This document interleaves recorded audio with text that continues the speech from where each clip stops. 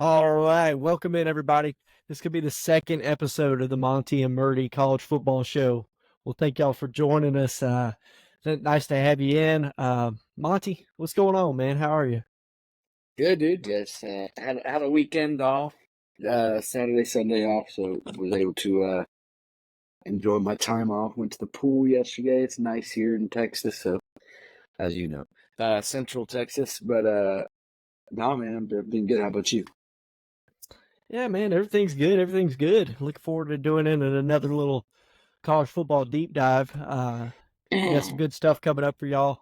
I'll give y'all a quick little rundown. We're going to start off with a NIL transfer portal discussion. Just kind of explain it, break it down for listeners. We'll go into a future realignment conversation as conference realignment seems to never be a thing that ever settles down.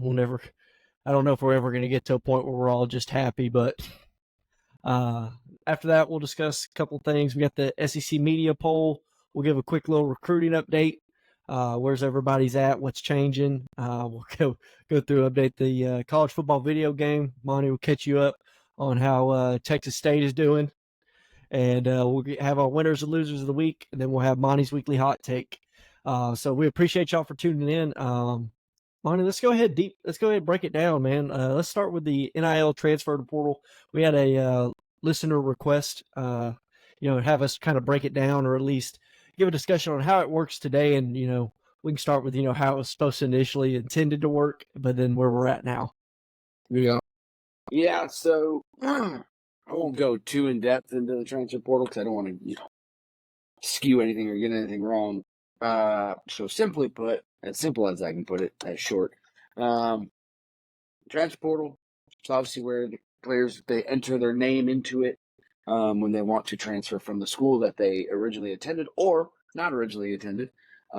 As many people that are watching the show probably know, like DJ Angalele, he was where was he at? They started at Clemson. Started at Clemson, went to Florida State, or no, excuse me, Oregon State. Now he's at Florida State. So yeah, players like that. So there's really there's no cap to how many schools you can transfer to as long as you got eligibility. Whereas in the past, for the longest time, man, transfer used to be a pain in the tail because there were restrictions, and then like you could transfer, and then when you transferred, you could be ineligible for a whole season unless you petitioned it, and there was this whole thing. So now the transfer portal basically has made it a free for all, which you can see going on. Literally, it's a free for all for both the teams recruiting these guys and the players. You can just up and leave wherever you're at. Now, with that being said, there's three separate windows. You can't just transfer any time of the year you want. There's three separate windows. As you were telling me earlier, was fall, summer, winter. Yeah, it's basically anytime you got a break in college, so anytime a normal college student can transfer is when a student athlete can transfer. They're not going to be able to do it, in the middle of classes and stuff like that. But that's basically the only restriction left is just what normal college students have on them. Right. So yeah. So those are the three windows. But as long as you're in those windows, man, these players can do whatever the heck they want. I'm blanking on the guy's name. The guy that went committed to Iowa, went to Alabama, transferred to Iowa, or said he was going to transfer, and then went back to Alabama just for an NIL deal. Now, for those who don't know what NIL is, it's name, image, and likeness. It's how the players get paid now. But this guy, Robson, smart guy, he basically. So the kid he's an offensive lineman, prodigy, very, very, very good O lineman. I believe it's Caden Proctor is his name. I believe that's his name. From Iowa, from the state of Iowa, but went to Alabama. Well, actually, he committed to the University of Iowa as a high schooler. Decommitted, committed to Alabama, signed with Alabama, played at Alabama, and then after this past season, put his name in the transfer portal, and then he committed to Iowa, then decommitted from Iowa. Well, he moved to Iowa and was like attending school. Decommitted, then signed back with Alabama. Now he's back in Alabama, and it was all for an NIL deal. So the transfer portal is a crazy place. I'm indifferent about it, but I mean, I guess that's a simple rundown of the transfer portal that I could think of. 3 windows. It's a free for all. You can transfer wherever, whenever. Now, you can transfer to other schools, but if you don't have a scholarship, obviously you got to pay for. You got to walk on and you got to pay. But most of these guys that are entering the transfer portal are only going to places that they do have a full ride scholarship to. So as long as you got that, yeah, it's pretty much free for all for these kids. Now, there is some things that, so they talk about, tampering with players, before somebody enters. Is technically the way the process is supposed to work is the player is just supposed to say, hey, this place isn't working for me anymore. I'm going to go ahead and enter the transfer portal, and then coaches reach out, which nowadays it's almost common practice to where coaches are actively recruiting players on, other teams, trying to coax them into entering the transfer portal. It may not be with the coach and player directly. It's like, most college players, a lot of them, they either have agents or handlers, people who handle those negotiations. So the coaching staffs work with those agents, it's a whole deal, but they'll, pretty much. Oh yeah. No, it's a huge. Go ahead. I was just saying it's a huge deal, but yeah, go ahead.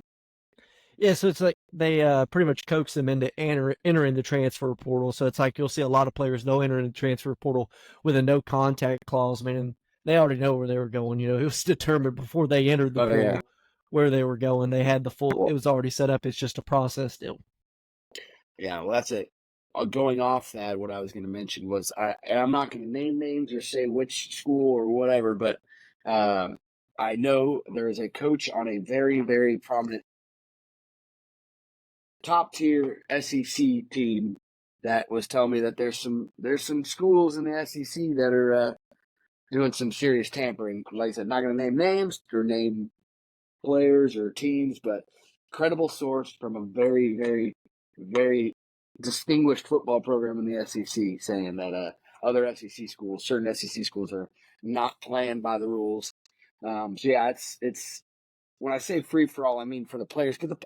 Hey, look, I'm all for, players are they're just taking advantage of the system. But hey, you go get yours. I'm not blaming them. But with the transfer portal and NIL, man, these programs, and it was exactly what I knew was going to happen when NIL and the transfer portal first became a thing. I was like, bro, this is going to be a disaster because if you ain't cheating, you ain't trying, and it's been like that even before this stuff, and it's always going to be that way. And it just opened the freaking floodgates for recruiting. So, but like I said, nothing against players. Go get yours. But yeah, it's a big problem. Yeah, and so that kind of ties directly, and we can discuss. So name, image, and likeness, NIL.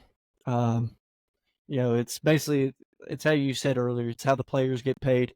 It was initially set up, intended for players to receive endorsement deals and Yeah, and well, be able to get paid. That's how it was set up for. And get paid, yeah, and be able to sign a kid's hat for money. Exactly. That kind of be able to do autograph signings. Yeah. Do commercials. Some of the bigger ones could get branding from Nike, stuff like that.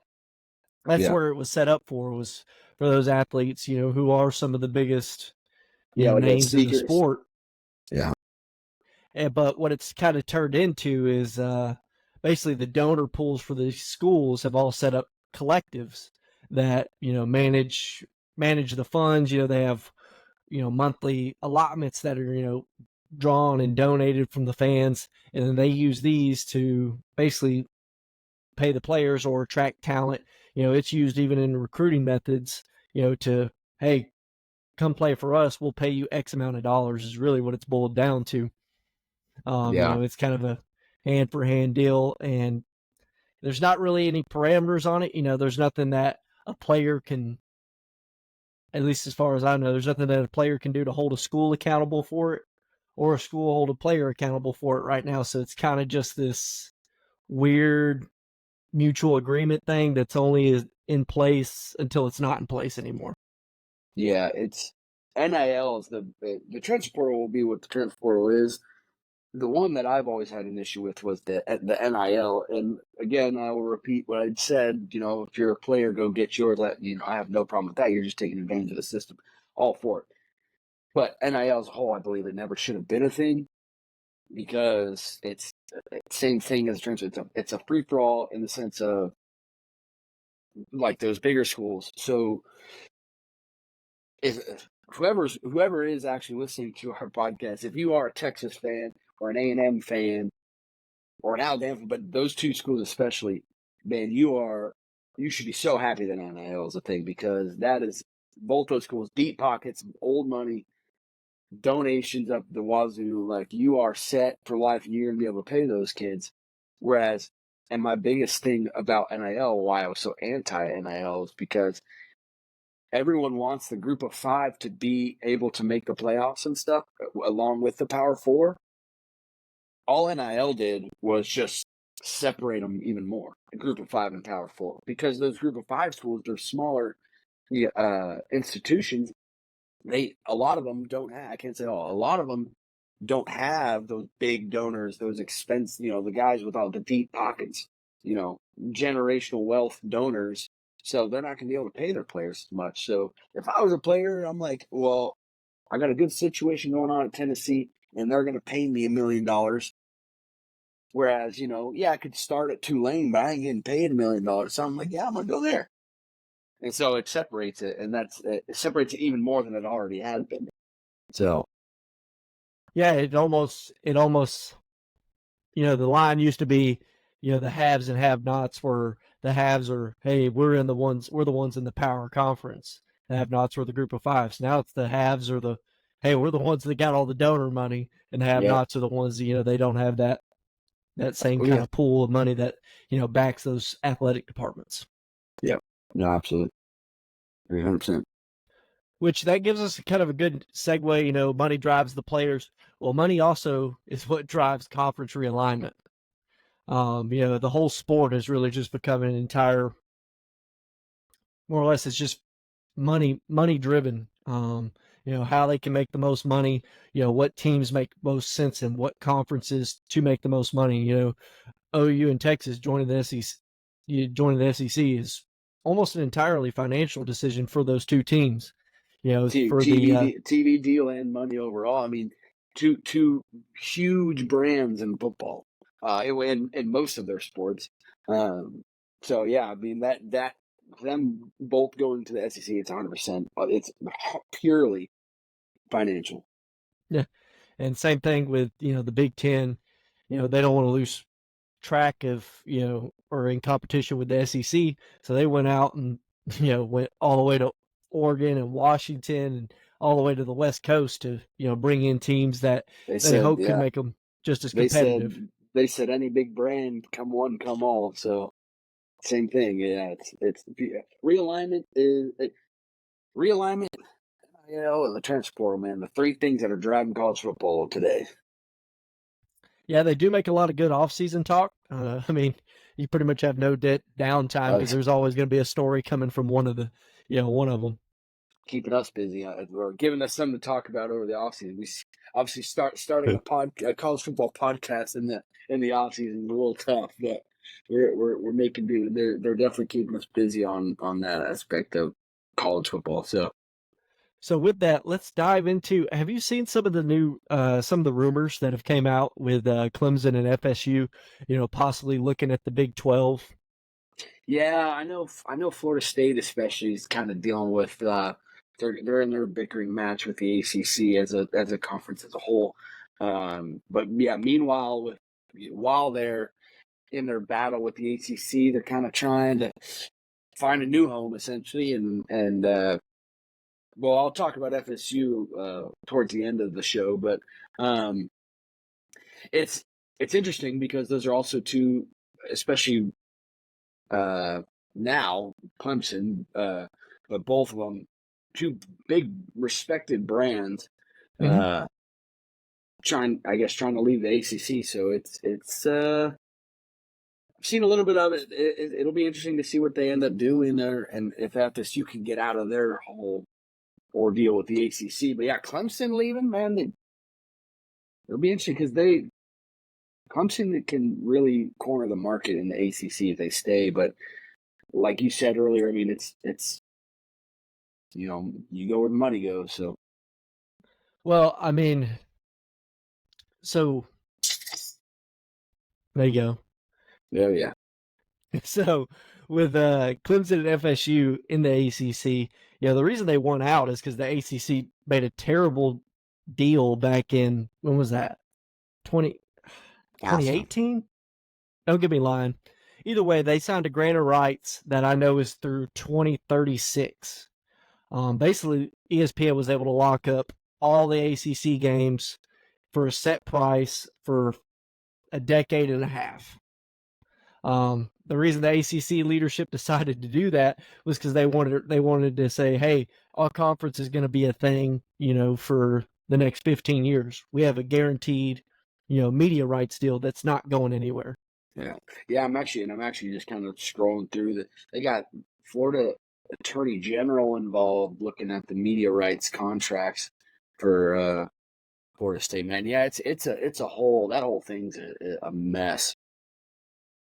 But man, like I said, it'll be a hell of a thing to see if they can figure out how to get out of that and into another conference. Yeah, so I think it's going to be. So there's been a lot of rumored deals with about the that NIL and the transfer portal and all that stuff. The coaches and a lot of people that are affiliated with the sport, they're saying, hey, we need more parameters, we need more guidelines to this stuff, but they're not going to win any legal argument unless the players end up becoming employees of the school. So with that being set up, the players would have a set amount that comes from those media deals and from the athletic department. So being in those bigger conferences that have the higher payouts is going to be that much more beneficial to those athletic departments. So that way they'd have a more, operating fund of money that they could, use. And so that way they don't have to just say, hey, this all goes to the players and we can't afford anything else. Cause, a lot of these schools and a lot of the big football programs, they fund a lot of the rest of their school through the money that these football teams make. Those big brands do, yes. That's where the money comes from, is from football, and that's why they're able to have tennis teams and nice tennis courts and all that stuff. And the scholarship fund for said Yeah. sports, being able to give those other athletes money to come to their school, and not NIL money, just money to pay for their freaking education. So yeah, well, yeah, they got to figure it out. FSU does, because yeah, like you were saying, because if they have to basically buy out their contract and buy out of the ACC, man, a lot of those other sports will see that they'll take the toll, they'll take the the brunt of the force. So yeah, I don't know how they're gonna do it, but otherwise they just need to stay in the ACC. And then I really don't understand why they're trying to leave. I've been trying to research it, because it's more of like everyone's just seeing the realignment happen, and so they're trying to do it also. They're like, well, I want to be involved with it. It's like, man, just stay where you're at. Make the ACC a big brand. I know the SEC and the Big Ten are bigger brands. They make more money, but it's for the majority of history, that's always been the case. So in my opinion, I believe that trying to build up the ACC than go join someone else would be, especially as a brands like Clemson and Florida State, and even Miami. Try to build up the ACC, become a powerhouse again. That's what I would do. But like I said, I don't really know how in depth it goes. So I think it's more or less they see themselves fall behind, so it's like the SEC schools are all making, I don't even know how much it is, like the actual breakdown of numbers per year, but it is a considerable amount. Yeah. And, they're seeing that happen, and it happens year over year. And those are the schools you're trying to be competitive with, but you're playing at a deficit. So, you're basically, you're getting outbid by money, and especially with the money that we already discussed, the money that drives the sport.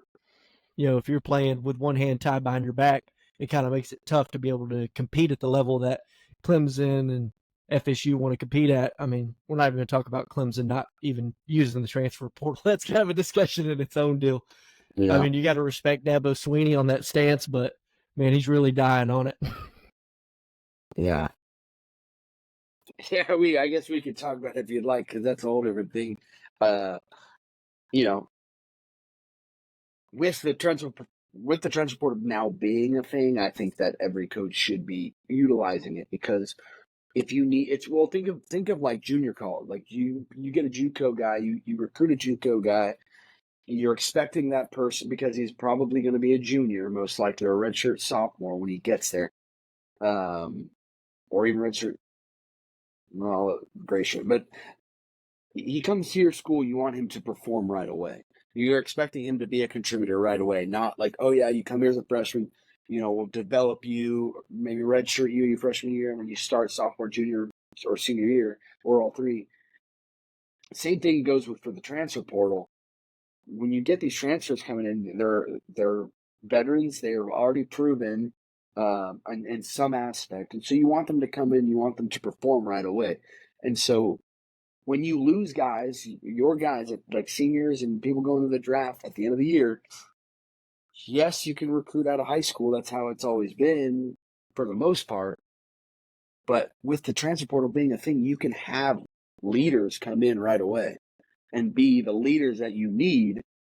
And as you've seen in the past few years, Clemson has kind of slowly faded away from being in that elite conversation, because, like you said, Dabo's kind of dying on that hill now, and he's very passionate about it. But it's like it comes to a point. I mean, even this is a interesting comparison, but it's a comparison that I think of. When Paul Bear Bryant, remember, Alabama's old-time coach, he refused, for the longest time, he refused to recruit black players. And for a long time, it always worked, right? They won championships with him.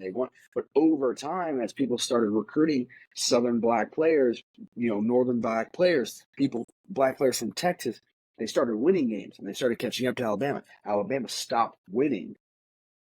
And then finally, Paul Bear Bryant ended up recruiting black players and started winning again. So same thing, until he realizes that he's not, keeping up with the tide, almost, literally. They're gonna slowly decline, like we've been seeing. So, well, I think it's part of it just has to do with the simple, age of the players. It's like, you're losing people that are 21, 22, they may be transferring in their junior, whatever year, and you're trying to replace them with an 18-year-old. Yep. It's, and then trying to get them to come. And then you don't have any more of those 21, 22. You don't have the leaders. You have new guys. And you're basically rebuilding your team, rebuilding your culture, and you're relying on, players that they may have great developmental potential, but they're not there. It's a lot of players aren't there their freshman year, ready to go, toe to toe with, the SEC teams that are, full of 22 and 23-year-olds. Yeah. Well, then you recruit these younger guys, and then, you don't have the leaders. So then you can be a great coach, but you still can create a losing culture. And if you have a losing culture, by the time these guys are 19, 20, 21 years old, they're transferring out. So then you got to replace those guys. So that's you got to have leaders at all times. You need a leader or leaders in order to get and maintain a winning culture in football. Absolutely. And if you don't have those guys, well, it's a losing culture, and it's an unhealthy culture, and it's going to lose you football games. So here's one thing I wanted to do. While we're discussing about conference realignment, I know we kind of got a little off topic there with Dabo. Circling back to it, Clemson, FSU, looking at the Big 12. One thing I wanted to compare is, I'm going to ask you this just plainly. If Clemson, say hypothetically, Clemson and FSU do leave the ACC and join the Big 12. Yeah. where would the Big 12 then compare versus the Big 10 for you? Well, I have some biases with the Big 12. I'm a Big 12 fan, always have been. Always believe that Big 12 is kind of more of a smash mouth football compared to Big 10, and I believe that, Big 12 teams can actually play, other than the Big 10, the massive brands, the Big 12 can actually play better football than the Big 10 can. So I think that the Big 12 would, with Clemson and FSU hypothetically going there, I think that Big 12 would absolutely be in the same conversation with the Big 10 and SEC, at least the same conversation, if not more so than the Big 10. Because you still have, even though Texas and Oklahoma left, you still have some good football being played in the Big 12. You got UCF with Gus Malzahn at the helm. You have Iowa State, who has shown that they can be good with Coach Campbell. You got Oklahoma State, Oklahoma State's really never been a bad football team with Gundy. So yeah, you have some teams in there that are very respectable, can hold their own when they're doing well. So yeah, you add Clemson and Florida State, man. It only makes it more interesting. And yeah, I mean, it absolutely is in the same conversation as the Big 10. Yeah, so that was kind of my point looking at it. If I just did it hypothetically, Kansas now too. Kansas is in the conversation now too, which they haven't been for a while. But yeah, that's another team that's been playing good ball. Coach Leipold's got those guys. He's really made Kansas do a really good turnaround. And they play pretty good football. New facilities, new stadium. Yeah. They got the fans selling out. Like Big 12. Like I said, I have a little bit of a bias with the Big 12. Dad went to Iowa State, but I'm a big Big 12 guy. So one thing that at least stands out about the Big 12, without the Texas and OU now gone, is they just don't have that top end elite teams. That not right now. Not right now. No, they don't. I mean, as far, or at least even historically, programs, like the Big 10, they're led by Ohio State, Michigan. The ACC, they have, Florida State, Clemson, Miami. They have some historical success. They have teams that have won. You mentioned Miami. I'm sorry, I don't agree with the Miami thing. I mean, hey, those early 2000s Miami teams, they're pretty good. Yeah, those fans are still holding on to that one, I'm sure. Oh, they are. They definitely are. They're gonna come after me like, you fucking Tennessee fan, man. 98's the only thing you got. You got saying right. You're not saying right. So yeah, you have. You just don't have any brands that really have that historical success. I mean, Kansas State, they have a little bit. Man, it's exactly what the Big 12 like geographically is. I mean, they're flyover teams, right? Like no one really realized. But these teams have always, I mean, they've been pretty good. Iowa State historically no, Kansas historically no, but Oklahoma State, in recent history, yes, absolutely has had success. Baylor has had success. Yeah, Baylor has. TCU. I mean, TCU just played for a national championship 2 years ago. Although they got stomped, they still made it. They made it not only to the playoff but to the national championship. So yes, that's what I'm saying. Everybody writes that TCU team off. They're like, oh, see, they totally didn't belong. It's like, well, they forget that TCU team beat Michigan the week before, or the game before that to get to the national championship. Which that same team the next year ends up winning the national championship. Exactly. So it's like, no, not yet, because those two brands that are leaving are so massive and have historically always been. That's why there's technically none, because the rest of them have been, like I said, like those flyover programs. But they've always held their own.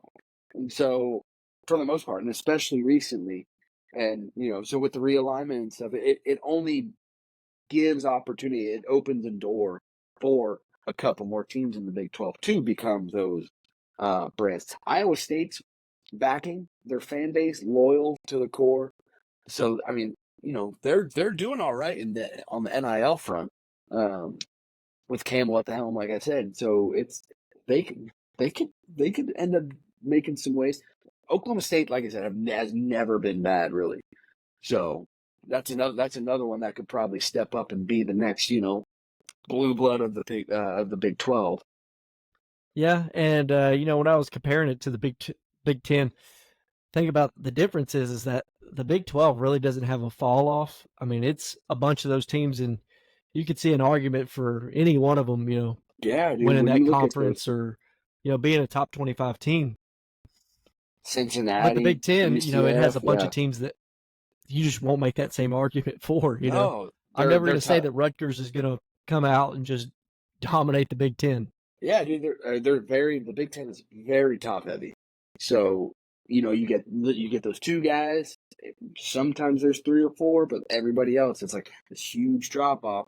And so, whereas the Big 12, yeah, everyone just beats up on everybody because it's that smash mouth football. The plains and the Midwesterners, man, they just love that smash mouth downhill football, and that's what the Big 12 reminds me of, and that's what I love about them and respect about the Big 12. So, yeah, going back to Big 12, I believe is can be a better conference in the Big 10.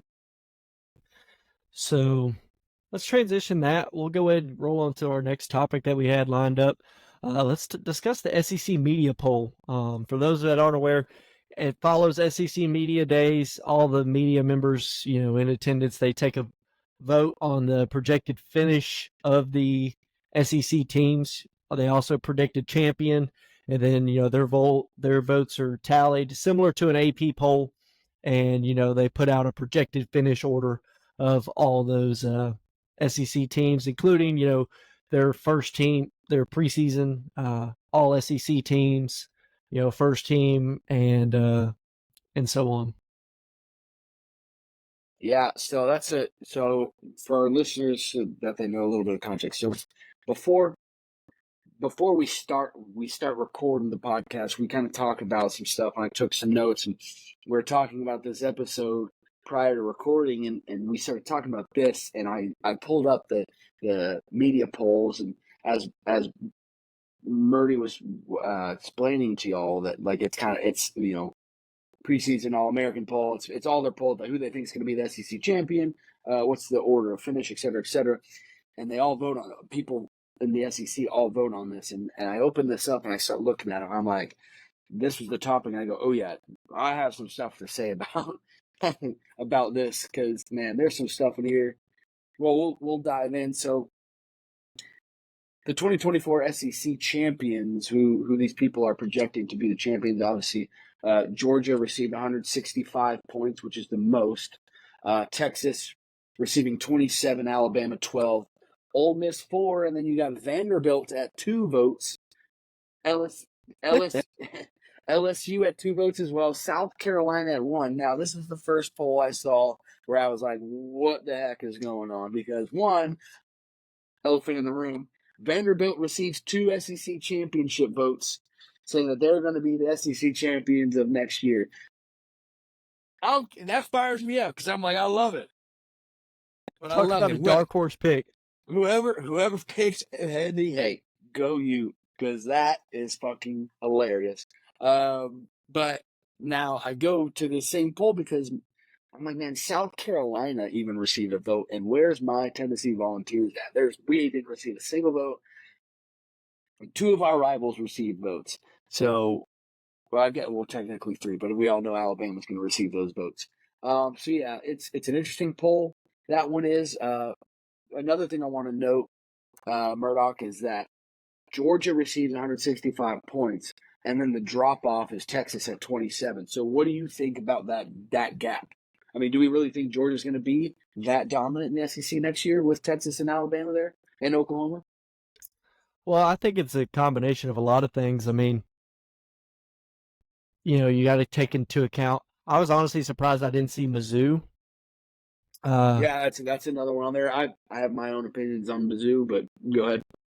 So I just think you take into account that Georgia's been historically, or at least the last couple of years, not historically, but these last few years, they've kind of superseded Alabama as that dominant SEC program.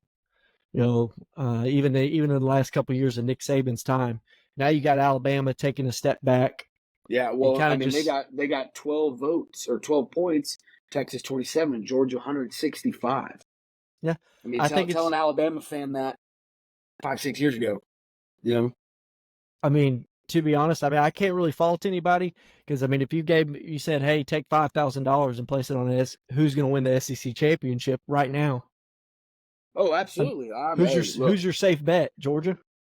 right there with you. I'm just saying, that gap between Georgia and Texas and everybody else is staggering. Yeah, I don't think I know the gap is very severe. I don't think that's an indicator of how much better, everybody believes Georgia is than everybody else. I think it's just a matter of, hey, who has the best proven track record and who can we, count on being there at the end of the year. Oh yeah, absolutely. No, I agree, and I agree with the poll. Well, that aspect of the poll, I agree with. No, I don't Yeah, agree with it was. Vanderbilt being the SEC champ. Then you count me out Yeah, on the Vanderbilt. yeah, I'm right there with you on that one. But no, Georgia finishing as the SEC championship or as the champion. Yes, absolutely, I agree with that. And I think Texas will struggle more than people think. Next poll though, predicted order of finish. Obviously, Georgia's at the top there. Texas 2, Alabama 3, given. But then we get to Ole Miss at 4, LSU 5, and what you said about Mizzou not being in that, it's interesting because they are at 1, 2, 3, 4, 5, 6, right in front of Tennessee. Now this is, and you remember me saying this before we went online. I saw Mizzou in front of Tennessee, and I about fell over in this chair. Mizzou has had one good season. Tennessee the year prior had one good season. Last year we go 8-4. We end up 9-4 with a bowl win. Mizzou handed it to us. I will 100% admit, and they beat Ohio State in the bowl game. But man, hang the banner because it's literally 1 year. We did the same exact thing the year prior, and everyone's putting Tennessee behind Mizzou. It blows my mind. Mizzou is not a historically good program. Tennessee is a historically good program. We have a good head coach. And yet I see this and I'm like, what do we do?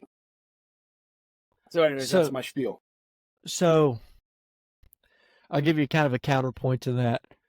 I think Mizzou should probably be ranked ahead of Tennessee and Oklahoma and pretty much everybody that they are based on what the poll is. The poll is a predicted order of finish in the SEC. Well, we Correct. went through Mizzou's schedule, on the last episode, and we discussed That's a good point. they really only have, the three probably tough games of A&M, Oklahoma, and Alabama. That's a good point. Whereas Tennessee, y'all got to play Oklahoma, you got to play Georgia, you got to play Alabama, Florida. Alabama. Florida, I mean, they're going to get beat black and blue, but it's Florida always plays with us, and Yeah. we always figure out a way to lose to Florida. Figure it out. We had the one couple years ago because we had a Heisman candidate and Hendon Hooker at the helm at quarterback position.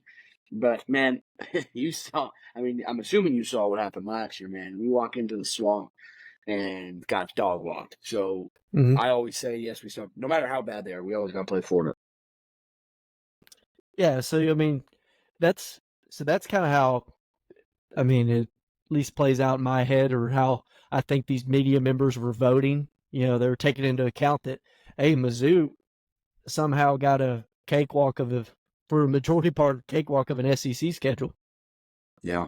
And, with that, I mean, you could probably see them maybe losing two. That's saying they lose the Alabama and Oklahoma game. That's still a 10-2 team. Yeah, and like I said, that's a good point because I do remember looking at their schedule and kind of in my head as I went through, I was like, WL, just going down the line, like, oh, would they win this game? Would they lose this game? And I was like, there's probably like 2 or 3 for sure losses, and then there's a couple mishaps. They could end up 7-5, 8-4, but probably won't. If they're anything like last year. So yeah, it's a good point. However, I was still, biases aside, honestly, I do believe that Tennessee, and being a big Tennessee follower, obviously, knowing the roster, would probably still put the roster in front of Mizzou if we were to take away the schedule. I would too. And I would put. So There's a lot of teams I'd put in front of. Like if you were saying, "Hey, these two teams are playing," I probably wouldn't pick Mizzou. But the fact of the matter is Mizzou doesn't have them on the schedule, so we don't have to see it.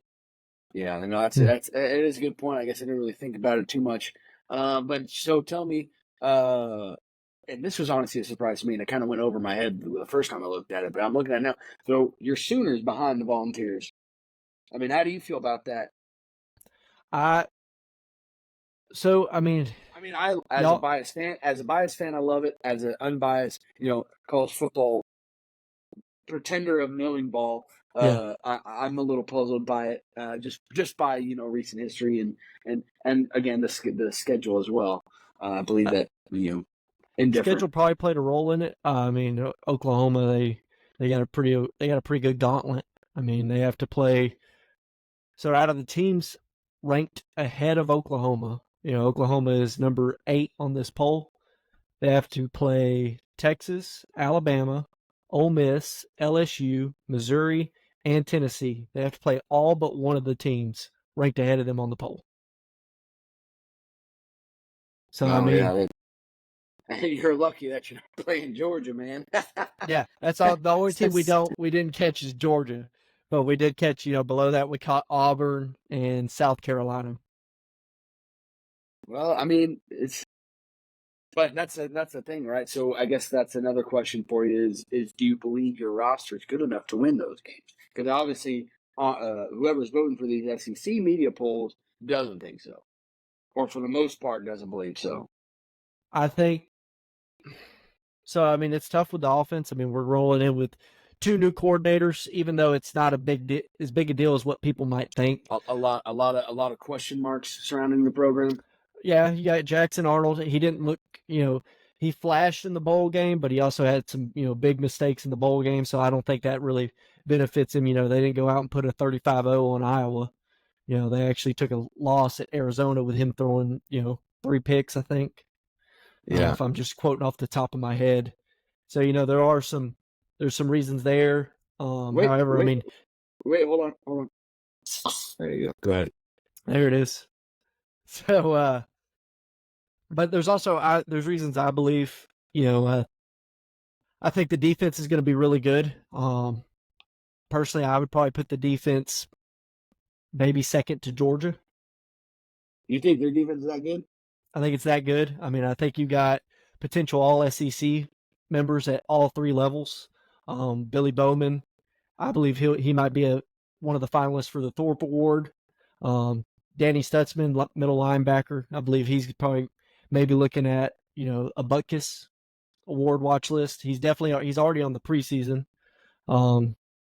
He probably should have been a finalist for it last year. Yeah. You got Dominic Williams, transfer from TCU, defensive lineman.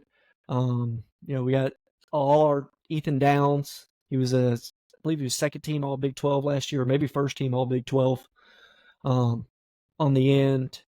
So, I mean, we got a lot of good returning pieces. Woody Washington, a fifth-year senior, coming back playing corner. So, I mean, the defense, I think, is that good. The offense is going to be where your question marks are. But I got a lot of faith in Jackson Arnold's talent and Seth Luttrell as a offensive coordinator. I mean, I think he's more than capable of running his own half of the ball. I mean, he took North Texas when he was there to a 10-win season as the head coach. Yeah. So, I mean, I think he's at least capable of running his own side. He's always had pretty successful offenses going even back through time. Yeah. No, it's them being 8 is just, it's weird to see, right? Because it's always one or two. It's always one or two. Whether that be the Big 12 poll or the national poll, they're normally at the top of everything. So it is weird for me to see. So it begged the question. But and trust me, I am a fan of a team that constantly has question marks. So I get what you're feeling. When it comes to over there in Norman, Oklahoma. Now, another thing I did want to address on these polls is, so they did the all SEC team, right? They voted who they think is going to be the first team all SEC teams, second team, and stuff like that. Looks like a good list of players. The players all look good. The one thing I actually wanted to address though, and this has been kind of floating around Twitter X. They have Cooper Mays from University of Tennessee listed, and they got Kelvin Banks Jr. from Texas listed. If you have do you have the poll pulled up? Yeah, I do. Okay, so you know where I'm going with it. Yeah, I got what I'm picking up what you're putting down. So you see Cooper Mays' name is right next to the UT. So Tennessee is UT, and then you got Kelvin Banks Jr. right there next to TX for Texas. So we see what people know who the real UT is. So as long as we know that UT is University of Tennessee, that's and then Texas can be UT Junior if they want to call themselves UT, but that's Texas. Just wanted to address that one. I appreciate whoever made this list because they are correct. Yeah, I believe the SEC is, like I said, I'm looking at the one that's on the SEC Sports website. I believe they settled the debate I'm on the for same you. one. I'm on the same one. Yeah. So well, I mean, we finally got an answer to the old who is the real UT question. Oh yeah. I guess the SEC settled it for us. Oh yeah, we sure did. Yeah. So that was the other thing I wanted to address. But other than that, what do you think? What do you think about Carson Beck being first team, Quinn Ewers being second team? Do you agree? Disagree? And then of course you got Jalen Milroe as the third team. So yeah, I can't really see any argument to not put those three up there as the first, second, and third team quarterbacks. I mean, just as far as in a preseason poll, I think they're running off of, a lot of these preseason polls. It's, hey, what'd you do last year? And yeah, no, absolutely. I just, well, you might be indifferent about it. I personally, I didn't watch a whole lot of Georgia games, but the ones that I did, man, I would say Quinn Ewers probably belongs as the first team quarterback. Now he hasn't proved himself in the SEC, of course, because he's never been. So maybe that was part of these voters' reasoning behind it. And he does definitely have some stuff to prove in the SEC, whereas Carson Beck is tried and true. But I think quarterback talent, man, I'm going to go with Quinn Ewers for, in my opinion, for being the better quarterback and probably you're saying the more talented quarterback. Yes, quarterback play wise, yes, and upside, yeah, absolutely. I'd go with Ewers. I think I've just seen him struggle against defenses what I would call not on the same level as what SEC defenses are. Yeah, I mean, he played really good in the Alabama game. Yeah, but a lot to prove still in the SEC. So yeah, and yeah, that's really all I got on the SEC media poll. I mean, that's a kind of a good little breakdown. If you want to go ahead, we can roll in. I'll give y'all a quick little recruiting update. Not much movement. I don't know about too many commits, but we can give y'all just a quick little recruiting update where they're at for 2025 with the high school commits. Obviously, National Signing Day isn't until December. It's technically early National Signing Day, but what it's kind of transitioned to is that's going to be the main one, and then you might have a couple onesie-twosies that sign later on the what is called the actual National Signing Day. So we're looking at Ohio State, number 1, Alabama, number 2. Well, go ahead and let them know. Go ahead and let them know which site you're using for those rankings. Oh yeah, so this is gonna be off Rivals. It's gonna be Rivals top 25. Alabama number 2, Georgia 3, LSU 4, Oregon 5, Notre Dame 6, Oklahoma 7, Miami 8, Texas A&M 9, Penn State 10, 11's Tennessee, 12 is Missouri, 13's Michigan, 14's Wisconsin, and then 15 is going to be Clemson. Yeah. And so just looking at that off the top of my head, what stands out to me is that's all SEC and Big Ten. Big Ten outside of Clemson. Yeah. With an exception of Notre Dame. With an exception of Notre Dame as well. But Notre Dame, I mean, quasi Big Ten. Yeah, I was looking at 24/7, and I got Ohio State, Alabama, Georgia, LSU, Oregon at 5, Notre Dame, A&M, Oklahoma, Miami, Tennessee at 10, Clemson 11, Michigan 12, Penn State at 13. So pull up the rivals one. So Penn State at 10 on here, 13 on 24/7. So mostly the same. And yeah, you round out that top 15 and I'll include top 16 because 16 is Texas. Yeah, I mean, it's literally except for, what do we got? Miami, Oregon. Oh, well, Oregon, Big Ten now, I guess. Yep. Miami, technically, I mean, well, literally Notre Dame, technically not, though. And Clemson. But Clemson is also one of those quasi SEC teams, or has been in the recent past. Yeah, I mean, those two conferences, I mean, they kind of take a hold of the country when it comes to football. So, it doesn't surprise me. Yeah, we'll see. We'll see where it shakes out. I mean, most of these sites, they're going to have little differences. It's all based on where they rate these players. So, some sites may have a guy as a 5-star, while other ones have him on a verge of a 4-star.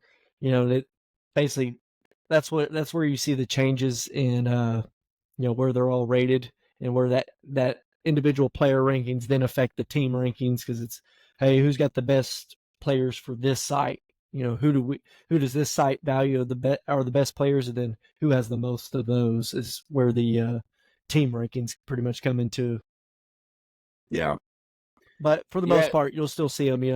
I don't think any sites usually have, one site's not going to have some guy a 5-star and another one have him like a 2-star. So, Right, normally, they all kind of get to the same page on most of them. So you'll have slight differences. And I was trying to pull up ESPN's, man, but I think you might need ESPN, or I need to sign in ESPN Plus to have access to their top 20 or top 75 schools recruiting class. So wasn't able to look at theirs. I'm sure it's probably pretty similar. But yeah, like Murdy said, not a whole lot of movement going on right now, at least at the top of the recruiting rankings. We'll probably update it every week or most weeks. Just kind of keep everybody in the loop, kind of what's going on. Yeah, I mean, I see Tennessee still doesn't have a 5-star commit. Got 10, 4, 8 threes. Not a whole lot of teams got some 5-star commitments as of right now. It still is relatively early in the 2025 rankings for these guys to be committing. So we definitely will see some movement. Especially when we get towards like February of next year. Yeah. But as right now, nothing that really, pops out at me and Murray here. So yeah, nothing really stands out as far as, what I consider an outlier. I mean, SMU seems to be doing pretty good at 26. That kind of. Yeah. And I got 24/7 up right now, and they're at 23. So yeah. So, I mean, SMU seems to be putting together a pretty good class, considering they just made the transition from, Group of 5 to Power 4. Yeah, they went from the American Conference, I believe, to ACC. Yeah, the Atlantic Coastal Conference that also has playing out of that Atlantic huh? Coast. Yeah, they're on the Atlantic Coast out of Dallas, Texas, huh? Well, the Atlantic Coast, they also have California teams in there, so. Oh, I don't know which point you decide to go for a rebrand. I mean, I don't know. The Big Ten, they have. Let me see. They have what, 18 teams. So I don't know if you ever go for a rebrand. Yeah, so actually, and this actually reminds me, and this is kind of we weren't planning on talking about this, but it reminds me. What do you think about that whole conference thing? So the conferences are going to start. They want to basically pay. They want to make deals with companies to rebrand the conference. So did you see like that stuff where the Big 12 All-State Conference, the All-State Conference, they pay these companies or make deals. What do you think about that? Because I'm like, man, if I can't call the freaking Big 12 the Big 12 and the SEC, I'm gonna be pretty ticked off. Well, I mean, I think at the end of the day, you'll probably still call them that. It'll be similar. I mean, they do the same thing with stadiums and all that stuff. If you can figure out a way to get some money out of it, you probably will. So, it might be, all states Big 12 conference, or they'll probably still try to figure out a way to work their name into it. If they keep the name in it, I don't really care what it can be. The freaking Goya Black Beans SEC for all I care. As long as the SEC name is still in there, we're good to go. So yeah, like I said, I mean, if they can figure out a way to squeeze out some money of it, I promise you that college football has proven one thing: is if they can get some money out of it, they're going to try to get some money out of it. They're going to get some money out of it. Yeah. No, I know. I just wanted to see what you thought about it. But yeah, we can move on from that. So it was just an interesting topic. I think everybody who listened to the show last Friday, they're all probably real excited to see. So how's Texas State doing? What ended up happening? We kind of left us in limbo. So yes, for all of our thousands upon thousands of followers. Yeah. I'm just kidding. For whoever's listening, I did finish the first season. I finished the first season with Texas State, and my boy offensive coordinator Johnny Skeegs at the helm for the offense there in San Marcos, Texas. We finished the season 11-3. Okay, so we got an 11-win season. Season 1. Now, granted, like I said, my coach he's an offensive coordinator, so we don't have the head coaching job yet. We did get a couple job offers, but I wanted to stay in San Marcos and try to do some more. But the reason why I stayed is because, so like I said, 11-3, so 11-win season. We did good there. 11 wins, big for the program. However, started the season 7-0, finished 11-3. So we went 4-3 in the last 7. We had a turnover issue. Our quarterback play issue. Quarterback, aka me on the sticks. We had a little bit of turnover issue. Now I will say, I was playing, so I was simming defense, so I had no control over the defense. I like doing it that way because they can score, you don't have a say in it, right? So I was doing that also, and I had been doing that the whole season. But we did make it to the Sun Belt Championship. Now, we did end up losing the Sun Belt Championship to App State, unfortunately. So we don't have a conference championship under the belt yet. We do have an 11-win season, and we have a Myrtle Beach Bowl win. So Beach Bowl. Overall, a win of a season. Already into season 2, we're 2-0. 2-0 with wins against Eastern Michigan, and who did I just play? I'm blanking, but UTSA, the I-35 showdown. We ended up crawling out of that one alive, 37-35. Yeah, we're 2-0, looking to go hopefully 15-0 this year. Hopefully a playoff run in the works for Texas State there. 12-team playoff. You never know. You just got to be the top group of 5 team. Yeah, you just need that conference championship. Yes, big time. And I will also note we were ranked twice last season. At 22 and then unranked and then 23 and then unfortunately lost again. So, but we got rankings. We did. I mean, hey, ended up in the top 25. Texas State, hey, that's big time. Oh yeah, we're chugging along. All right, so moving on to our next segment, let's discuss the our winner loser of the week, our flop dub of the week. We still have a guy that we still haven't settled on a name for it yet. However, I do think the segment's a little fun to do. You want to go ahead and start it off, or you want me to pick? How about this? You pick if we're doing dub or flop, and I'll go with my choice. All right, we're going dub first. We'll get the good news out of the way. Okay, so first, and I want to preface this with whoever is listening. Once we get into the season, we'll probably start. We'll probably stay more on topic, especially with college football and stuff. But with it being the off season, it'll probably be like this consistently throughout however many years we decide to do this thing. But yeah, as long as you don't listen to us, that's how long. Yeah. Yep, exactly. As long as people are still freaking caring, we'll keep going. Yeah. But as soon as people stop caring, well, we become obsolete. But so yeah. Anyway, my dub of the week is gonna be my barber, man. My buddy Shannon. He gets me right. He did a really good job this week after the low fade on the sides and the back, man. And I'm wearing a hat, so it's kind of bad timing, I guess. But yeah, you're not really giving Shannon the best representation there. Yeah, well, he's killer. He's if anybody wants to reach out to Shannon, man, you don't know where I live. I'm not going to tell you, but he's a good barber, and he got me right. So he's got the W of the week for me. Yeah, get his information. We'll drop a link in the description for him. Yeah, yeah, that'll give up where I live. So my winner of the week is actually played last week. Just so everybody's aware, this episode will come out on Friday, but we're recording on a Sunday, so we're being a little. If we miss something during the week, we'll make sure we catch it up on the next episode. But my winner of the week is actually going to be Bronny James.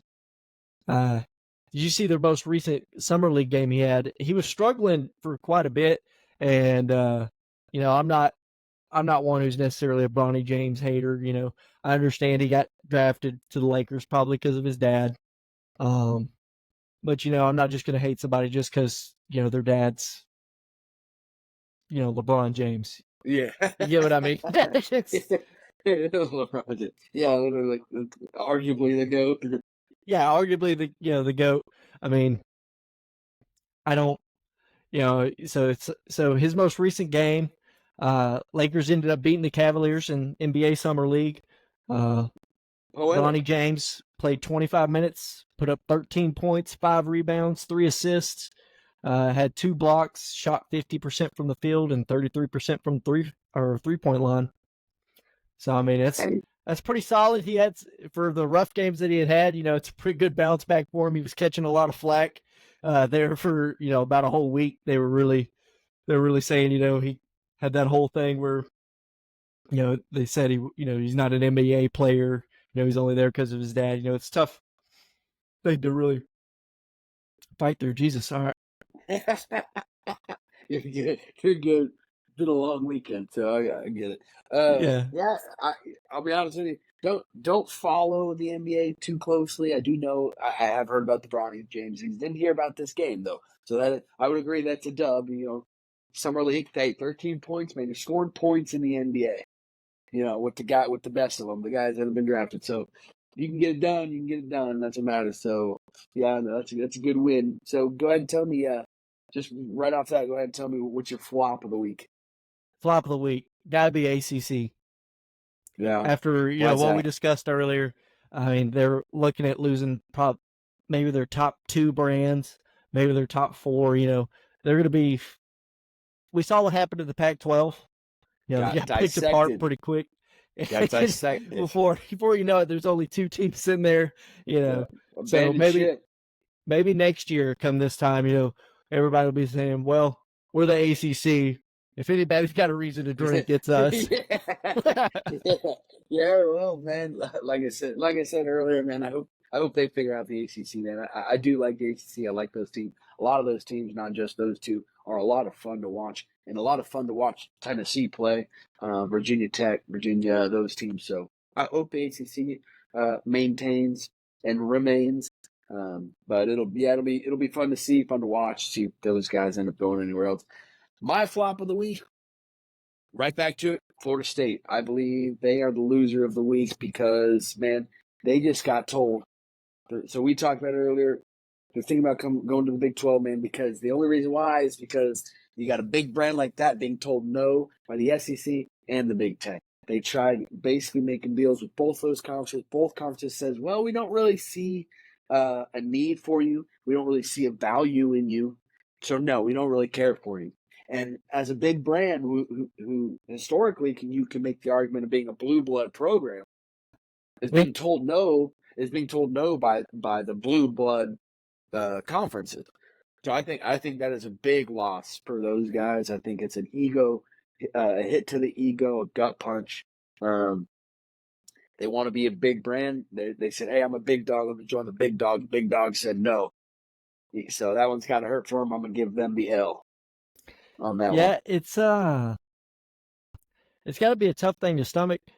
With all this stuff, I never know about how much is, smoke screens and stuff like that. How much is it them saying like, hey, we don't want any part. We don't want any part. Just like the Big Ten. Remember the Big Ten last year? They're like, no, we don't want to be the ones that poach them, or leave to their demise, and then they go ahead and take Oregon, Washington.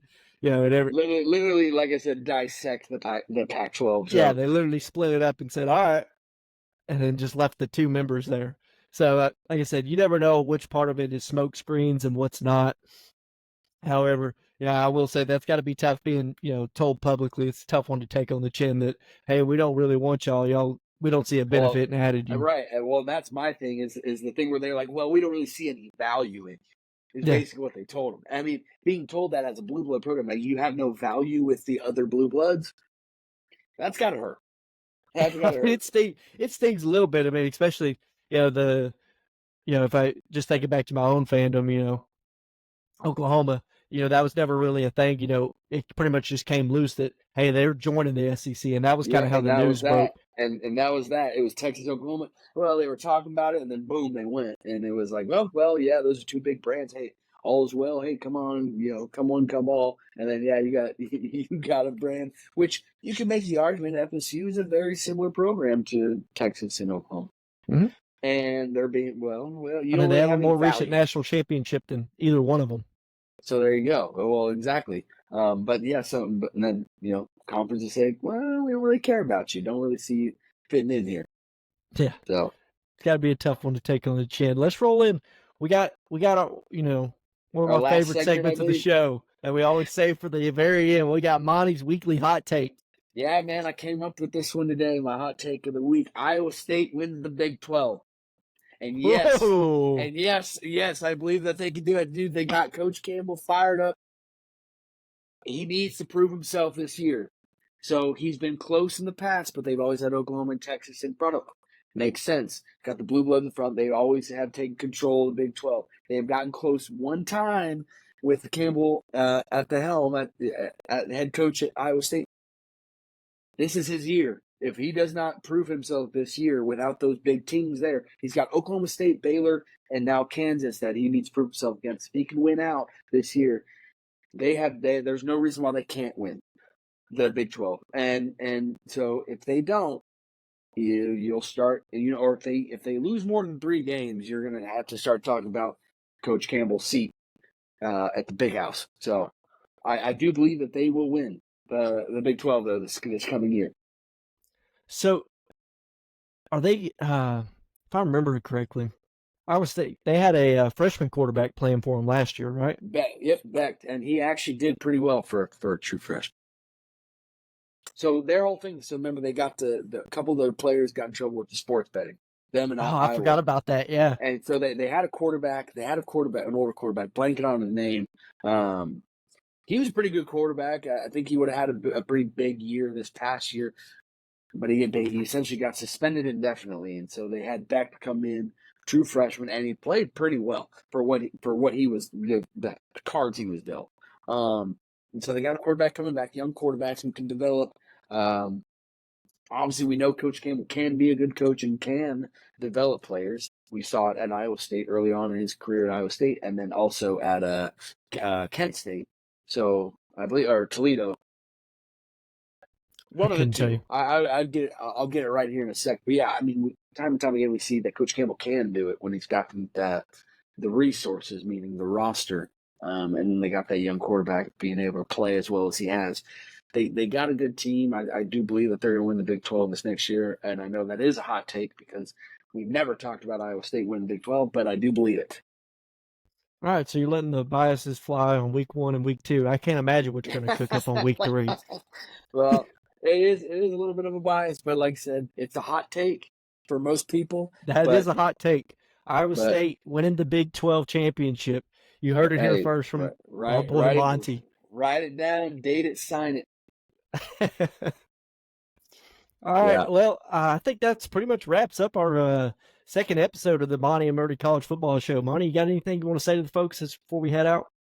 Hey, whoever is listening or watching, we really appreciate it. Obviously, like I said last week briefly, we're really doing this because we enjoy talking college football. I mean, if we get the follow, we get the follow. And if we don't, we don't. We made the joke earlier. We'll stop doing it if no one cares. It's probably not true. We'll probably keep doing it because we do enjoy talking to each other about college football. We're nerds. We're nerds of college football. We love the game, and we're excited to keep doing this. So we appreciate everybody giving us a shot. and we'll keep doing it, man. So as long as everybody wants to keep coming back, we'll continue to do it no matter what. So we appreciate it. Yeah, absolutely. I mean, I can always guilt trip my fiance into listening, so we'll always at least have one listener. Hey, my girlfriend still hasn't listened to the first episode, so you at least got that going. Boy. Yeah, we got one at least. So for everybody out there, please just keep the if y'all have anything y'all want us to discuss, anything y'all are unsure about what's coming up for college football, let us know. Reach out to us, on any of the social media platforms. Let us know. We can try to incorporate it, and we'll do a quick breakdown of it. Just give you a good understanding, give you in preparation before the 2024 college football season is upon us. As always, subscribe to the show. Follow us, on Twitter, Instagram, Facebook, TikTok, YouTube. Go ahead and give them the handles so they know.